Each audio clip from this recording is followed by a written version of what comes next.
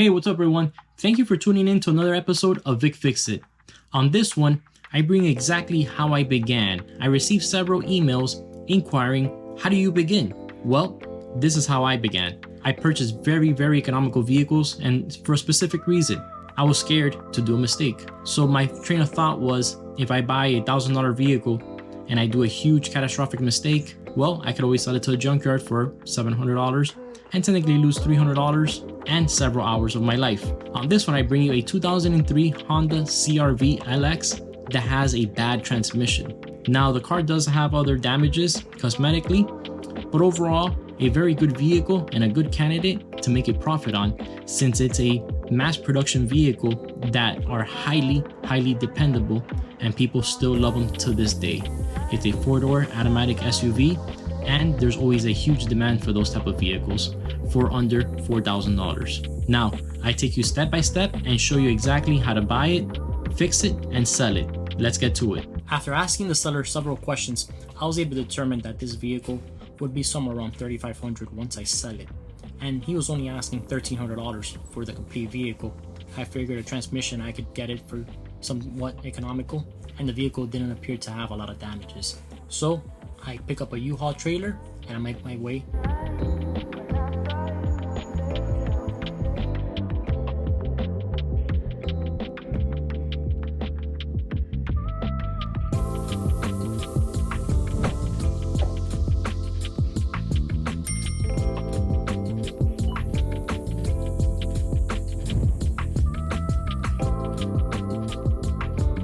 Since we had a lot of rain, now I was able to tell exactly what I bought. Now here I can see that the fender's a bit faded, that fender needs replacement, and I'm missing a mirror. Tires look okay. I do have a dent in the rear, that spare tire is bad, and the tires are all overall in good shape.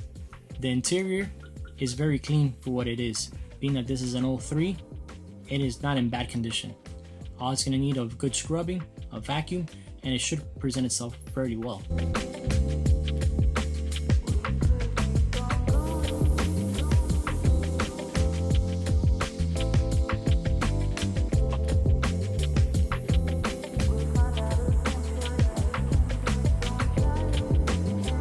Parts, my first go-to place for something used is usually going to be eBay. I typed in 2003 Honda CRV transmission and I get some parts available. Now they want $1,100 for this transmission shipped and $1,300 for this transmission shipped, and we can see the miles here is really what they're going at. So an average price will be around $1,200 and I can have this transmission at my doorstep. Let's keep going.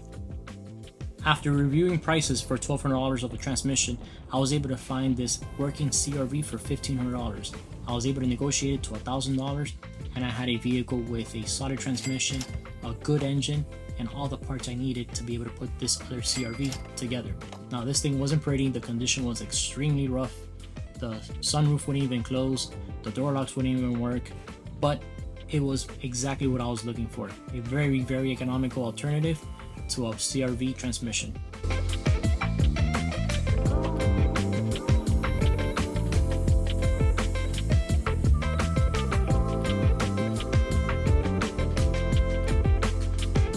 Now my first step was to remove the battery and remove the transmission shift solenoid. Now there's two of them, the one that goes up top for reverse and the one that for the forward gears that's towards the sides. A few 10mm bolts, and I take this bad boy out to be able to put onto my other transmission to see if it's the transmission and if I get lucky.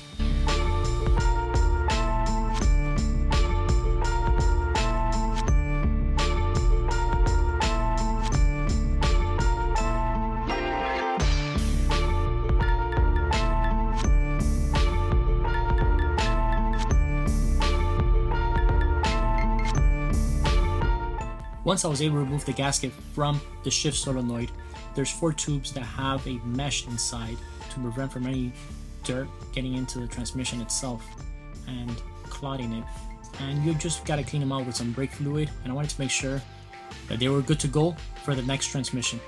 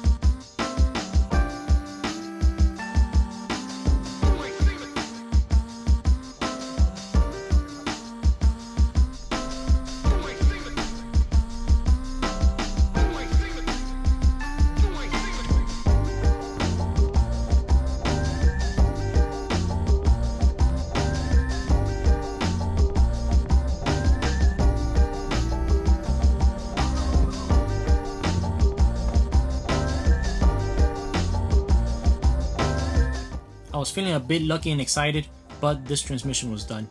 I would accelerate the vehicle and it wouldn't go anywhere. It was just spinning. So it was time to actually dismantle both vehicles and take that transmission out.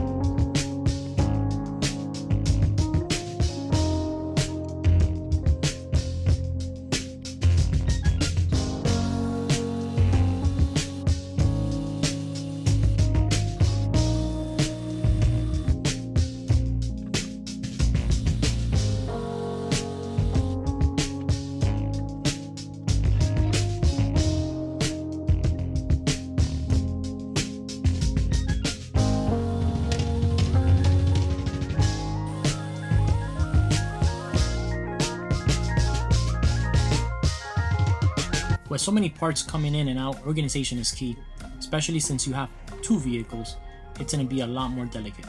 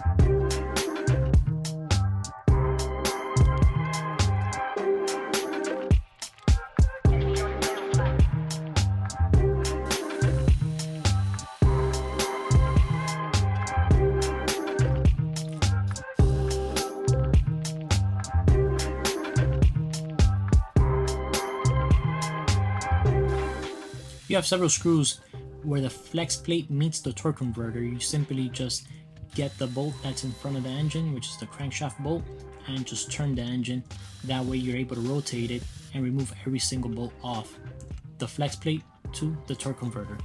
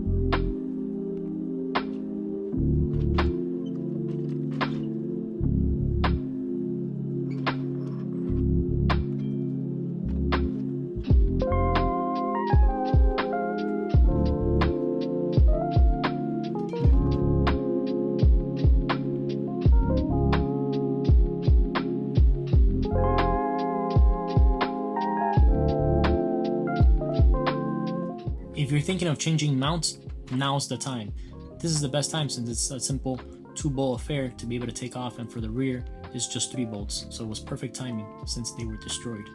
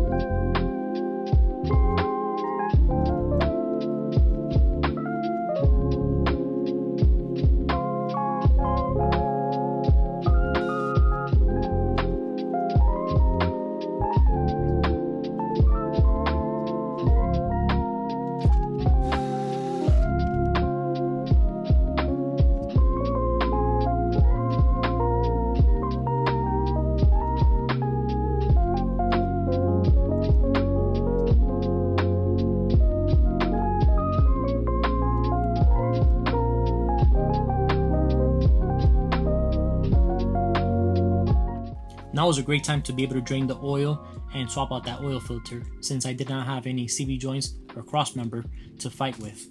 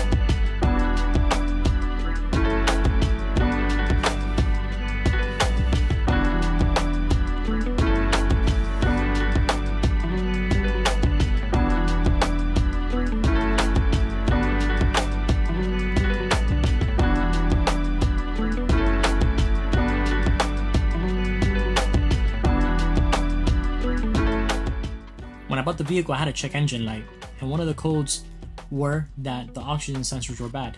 Well, I was missing 2 oxygen sensors for this particular car, so I got the ones from my donor vehicle and swapped them right in, and that took care of that issue.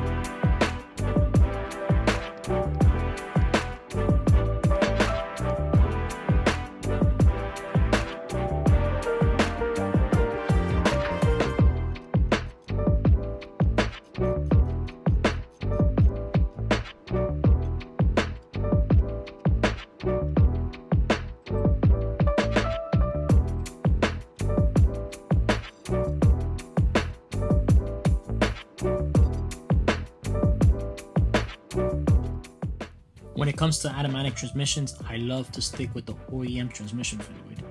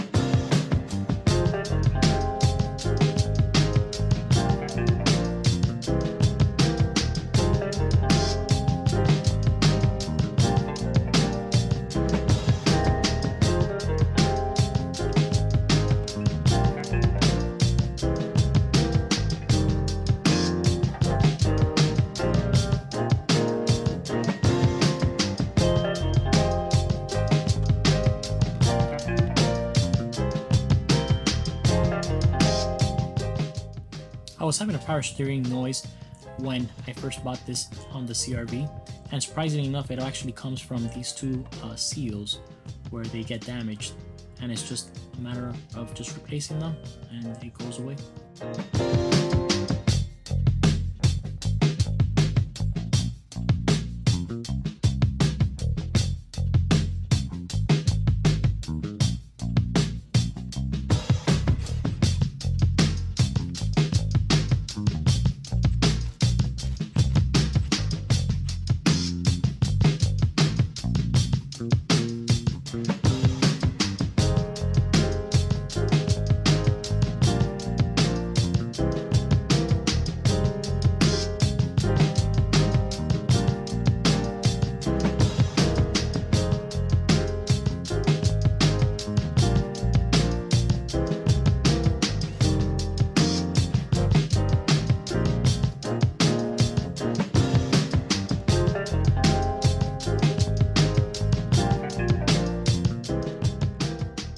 Black cover transmission shifter was actually missing, so I had to replace the complete shifter assembly, and here I'm gonna walk you through it. Basically, just take out a few screws for this lower kick panel and unplug that one sensor.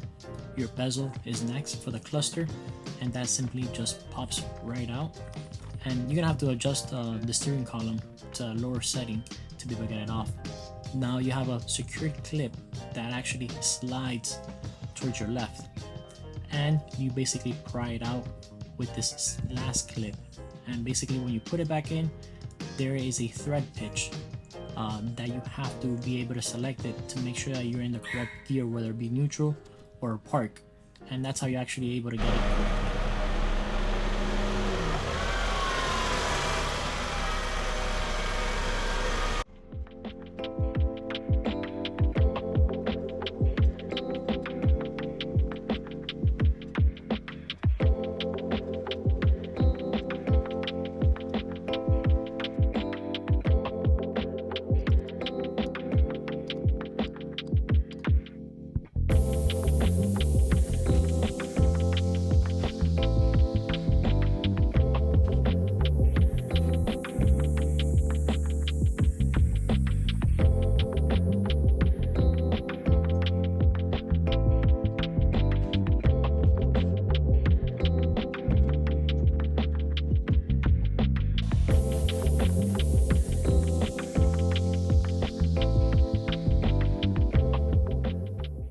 As you can see, that front hood, fender, and roof are going to need respray, so it's time to prepare them and give them a good wet sand.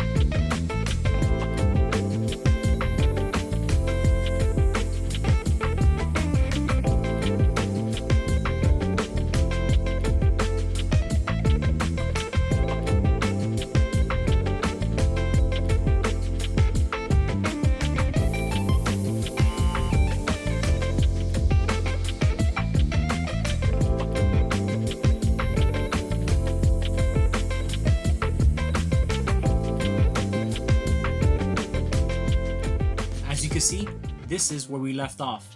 We prepped the whole vehicle, we sanded down the hood, the roof, and we were able to mask everything off to be able to spray the first layer of primer, then paint, and then a good clear coat.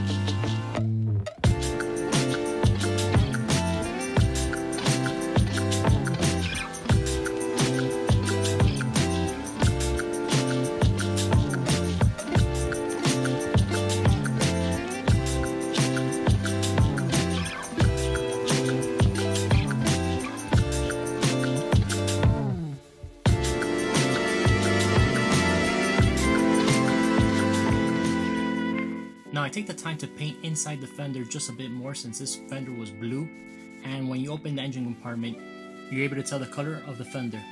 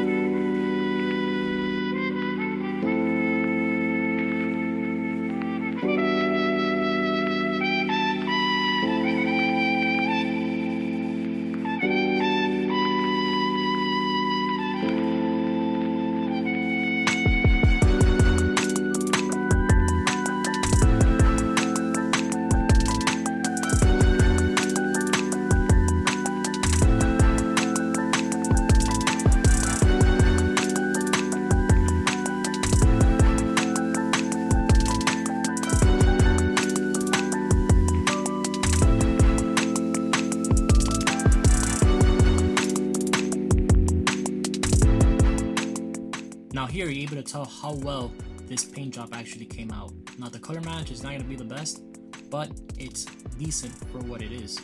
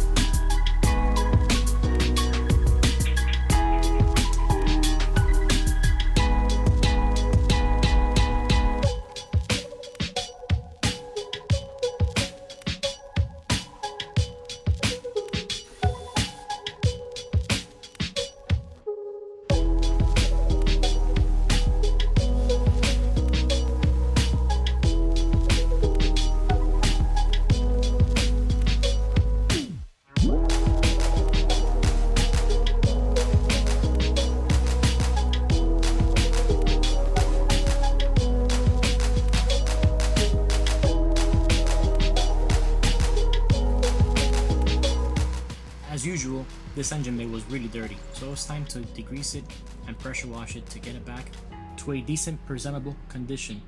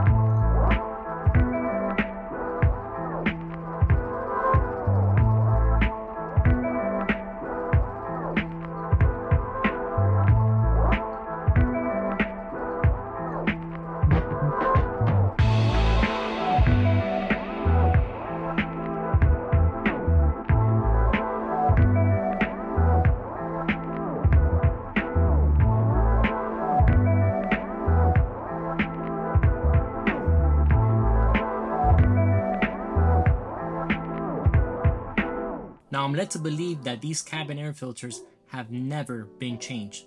They are just filthy.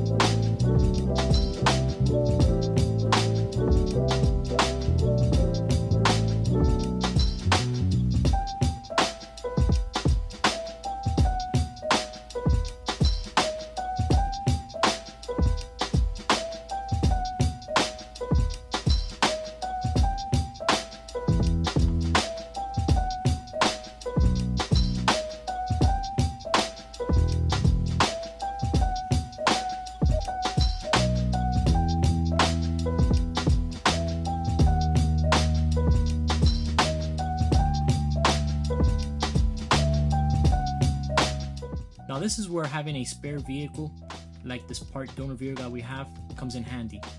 The seatbelt buckle would not work, so it's simply a matter of just removing the 14mm bolt and swapping over a new unit that was in working condition.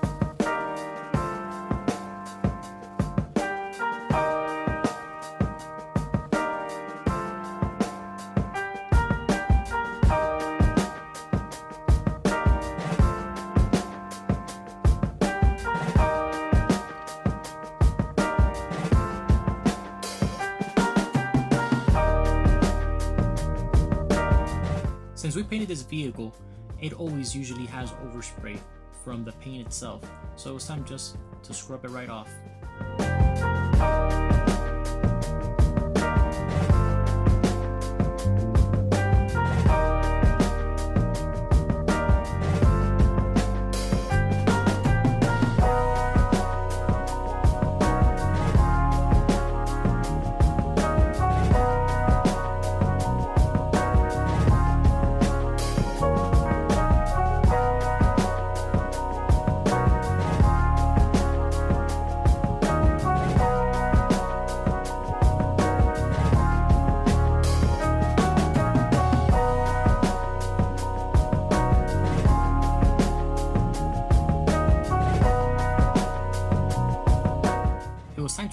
500 lens since it was aged and yellow and it just didn't have a really good appearance for the vehicle. So I just simply remove it and with the extended scraper peel off the double-sided tape.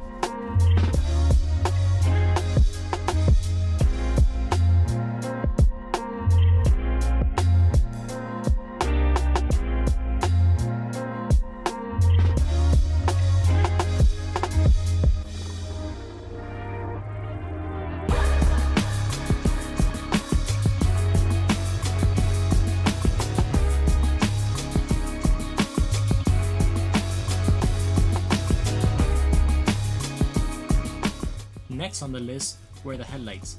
They were completely yellow and it was time to bring them back to life. So a little bit of wet sanding will be able to take care of this issue. I usually start with 1000 grit sandpaper, work myself to 1500, then 2000, and usually maybe even a 2500 just to get it looking right.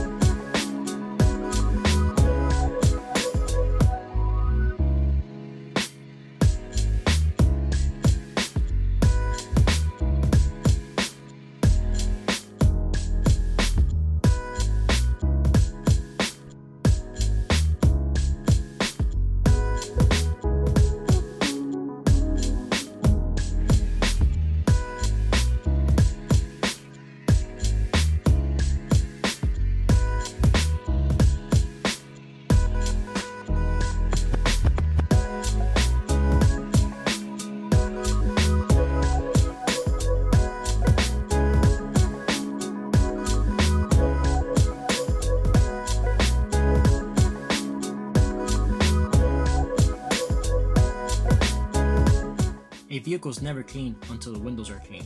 You always want that clear transparency so the cleanliness of the vehicle looks up to par.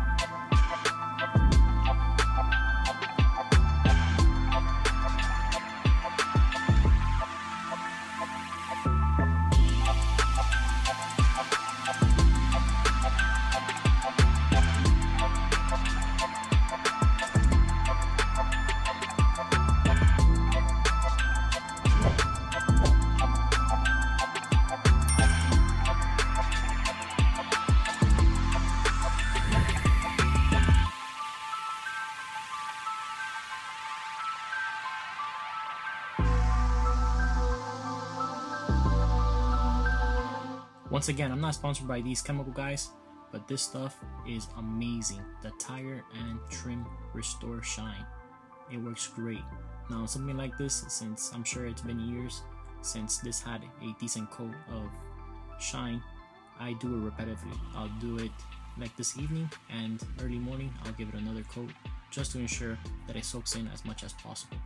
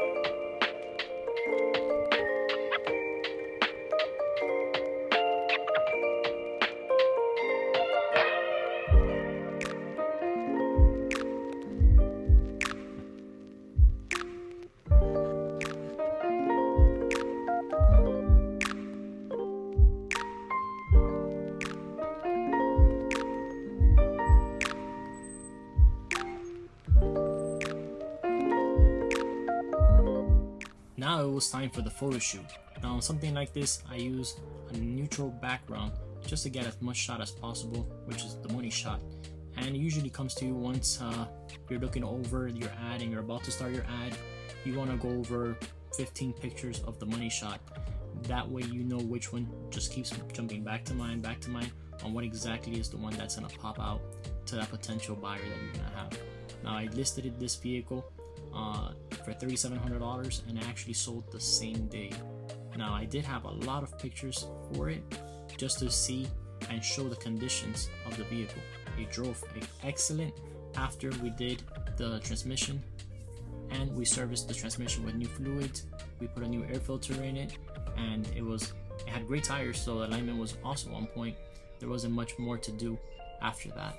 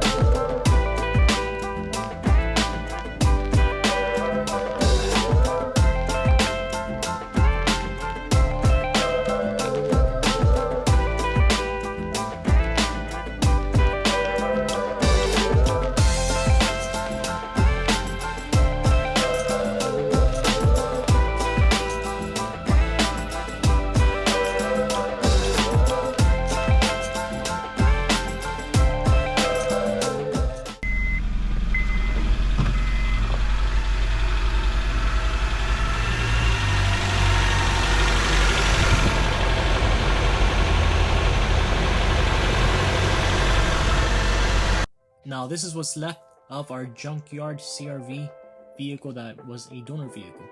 We were able to use the fender. We did keep a lot of extra parts. Now includes both headlights. I got a spare mirror. I got the lower kick panel for the driver's side, wiring harness, also a shift assembly, the bezel for the cluster, and also an assortment of bolts, the guard, horns, and trims for it.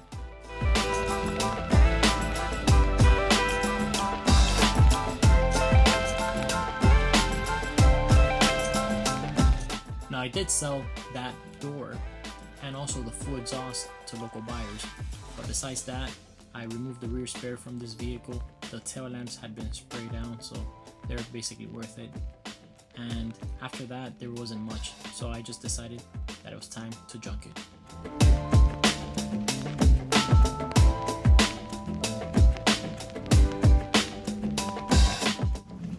I also kept the healthy engine, but this thing's gonna need a good cleaning.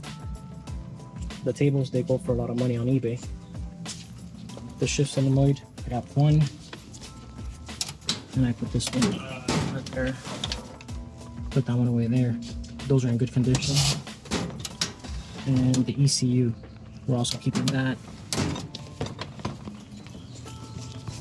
along with the radiator, both fan motors, both CV joints, airbox, battery tray, shift linkage, to be able to compensate for the profit.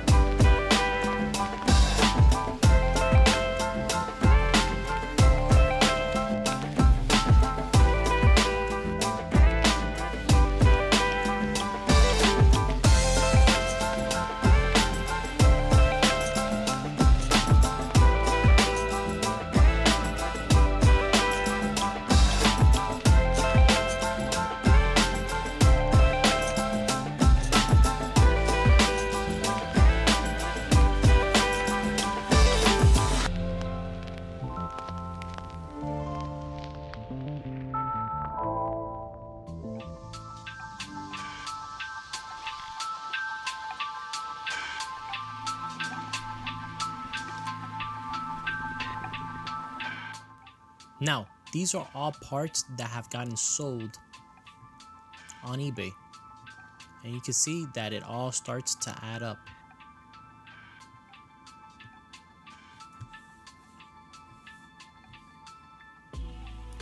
As you can see, these are still parts that I have pending to sell on eBay.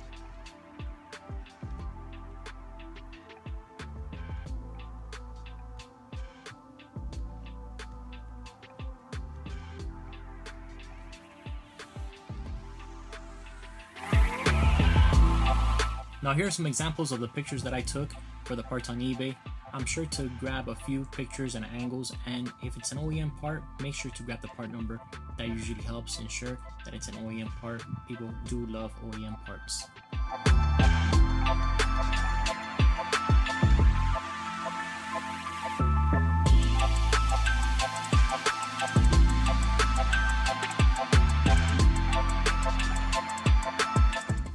Now, I still have a Honda CRV engine in my garage that I have not sold, and I do not plan on selling it. Reason being is as soon as I find an opportunity on a blown engine CRV, I will take it and buy it.